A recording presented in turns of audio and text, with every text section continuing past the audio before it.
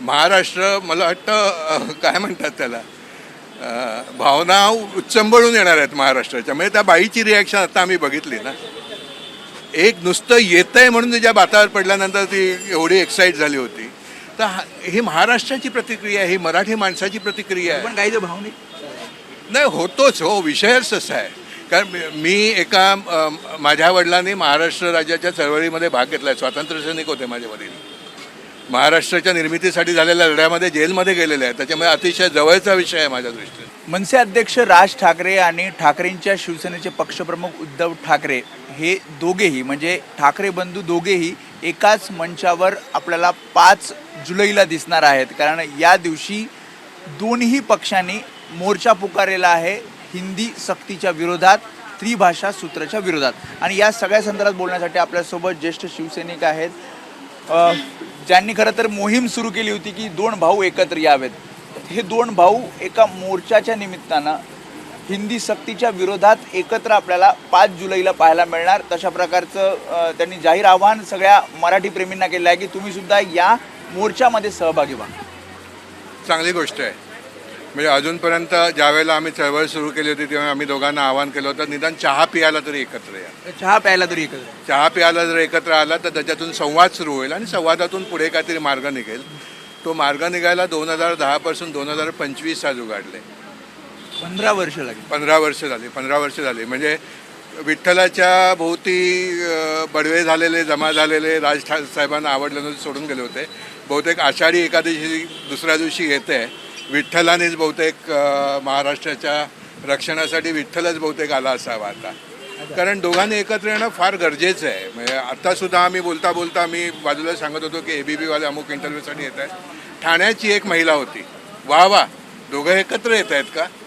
एक सामान्य महिलेची ही रिॲक्शन इथेच याच दुकानात आत्ता तुम्ही येण्यापूर्वी. त्याच्यावरनंच मराठी मनाच्या मनामध्ये काय मनोकामना आहे हे सरळ सरळ स्पष्ट होत आहे. तुम्ही दोघंही मराठी योग म्हणायचा हा की मराठीचा मुद्दा हिंदीच्या सक्ती विरोधात सगळे एकवटत आहेत, त्यामध्ये मोर्चा काढला जातो, त्यामध्ये 2 भाऊ एकत्र येतात. अजूनपर्यंत बघायला गेलं तर दोघंही एकाच मुद्द्यावरती भांडत होते ना. मुद्दे काही वेगळे नव्हते. मराठी माणूस होता, मराठी माणसाचे प्रश्न होते. हा हिंदीच्या संदर्भामध्ये आलेली सक्ती हा सुद्धा मराठी माणसाच्या विरुद्ध उघडलेला एक मोर्चाच आहे तो. आणि त्याच्याविरुद्ध दोघं भाऊ एका व्यासपीठावरती येत आहेत. याच्यासारखं दुसरं काय म्हणतात ते. म्हणजे महाराष्ट्राचा भाग्योदय परत होतोय असं मला वाटायला लागलं आहे की हा ठाकरे ब्रँड एकत्र यायला हवा, तो पुन्हा इस्टॅब्लिश व्हायला हवा. तो मराठी माणसासाठी आहे आणि मराठी माणसासाठी लढणाऱ्या या 2 संघटनांची तोंड जी 2 दिशेला होती ती पण ती एकत्र यायला म्हणजे समोरासमोर यायला जी तुम्ही म्हणता तोंड वेगवेगळ्या दिशेला होती 15 वर्ष लागली. ठीक आहे ना, देर आहे दुरुस्त आहे. ठीक आहे ना. दोघांना एकमेकांची गरज आहे, त्यामुळे आता या मुद्द्यांवर एकमेकांना सोबत यावंसं वाटतंय. कारण आतापर्यंत आपण बघत होतो की ठाकरेंची शिवसेना, उद्धव ठाकरे सकारात्मक होते, राज ठाकरेंकडनं तशा प्रकारची प्रतिक्रिया येत नव्हती. मात्र आज सकाळी संजय राऊत असं म्हणतात की राज ठाकरेंचा मला फोन आला आणि सांगितलं की मोर्चा एक काढू, 2 मोर्चे नको. बरोबर आहे, चांगली गोष्ट आहे ना. कुठेतरी सुरुवात होते, 10 वर्षांनी का होईना का 15 वर्षांनी होईना. गरज मराठी माणसाची आहे आणि महाराष्ट्राची आहे. आणि हे मराठी माणसाला सुद्धा समजायला हवं आहे की आज त्रिभागली गेली आहेत मतं. विभागली गेलेली आता त्रिभागली गेली आहेत. अजून एक शिवसेना निर्माण झाली आहे. तर ह्याच्यातून कुठेतरी पुन्हा एकदा जो विखुरलेला मराठी माणूस आहे तो एकत्र यायला हवा. मुळामध्ये 2010मध्ये आम्ही का सुरू केली होती. 2009च्या इलेक्शनमध्ये राज साहेबांचे 13 आमदार निवडून आले होते. पण त्याच्याबरोबर जवळ 50 ते 55 सीट शिवसेना भाजप युतीच्या पडल्या होत्या मतविभाजनाने. हे मतविभाजन महाराष्ट्राच्या मुळावर आलं. त्याच्यानंतर बाळासाहेब ठाकरेंना पण वाटत होतं 2 भाऊ एकत्र यावेत. आता ते दिसतंय, ते चित्र 5 जुलैला दिसेल.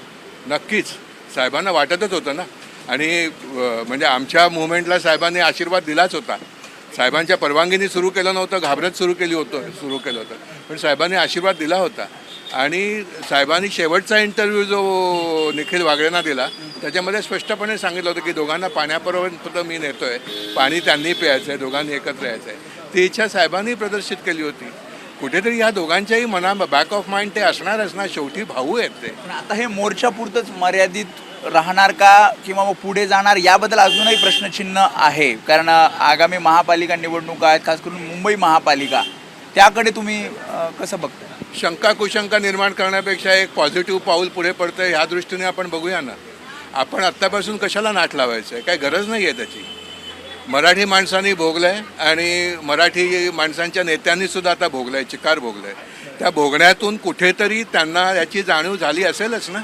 तुम्हाला वाटतं ज्याच्या विरोधात हे सगळं सुरू आहे, राज्य सरकार या सगळ्या संदर्भात विचार करेल, तो निर्णय हिंदी सक्तीचा किंवा त्रिभाषा सूत्राचा जो काही निर्णय घेतला पहिलीपासून तो मागे घेईल? मराठी माणसांनी ताकद दाखवावी त्यांची, आता मागे घ्यायला लावावा. मागे घेतील की नाही याची वाट बघायची गरज नाही आहे त्याची. कारण मुळामध्ये आता माझ्या घरामध्ये माझ्या मोलकर्णीची मुलं शिकायला येतात.